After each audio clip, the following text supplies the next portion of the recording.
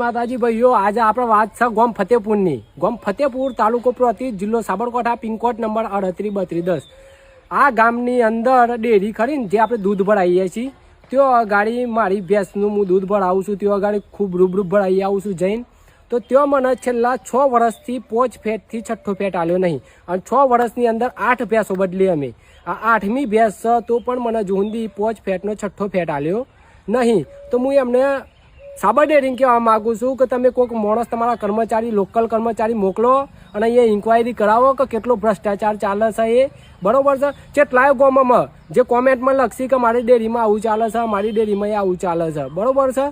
તો અમે આ ભૈરકું લાવીએ છીએ, પાપડી લાવીએ છીએ, પછી અલગ અલગ પ્રકારનું ખવડાવીએ છીએ, તો પણ અમને ફેટ ના મળે. હા, એક પશુપાલક કેવી રીતના પોતાનું ગુજરાન ચલાવશે, કેવી રીતના ઘર ચલાવશે? અને તમે જાણો છો કે અમૂલ દૂધની કોથળીનો ભાવ કેટલો છે અને એક પશુપાલકના ભાવ શું મળે છે. ફેટ તો જોવો તમે, 5 ફેટ એટલે કેવી રીતના ગુજરાન ચાલે. એક નોર્મલ પરિવાર તો પશુ ઉપર જ આપણું જીવન ચલાવે છે. તો આ વિડીયો જે જેના ગામમાં બનતું હોય આ ડેરીની અંદર એ કોમેન્ટ કરજો અને સાબર ડેરી સુધી પહોંચે અને એમના કર્મચારીઓ થોડા જો આગળ તો આ વિડીયો શેર કરી દેજો મારા ભાઈ.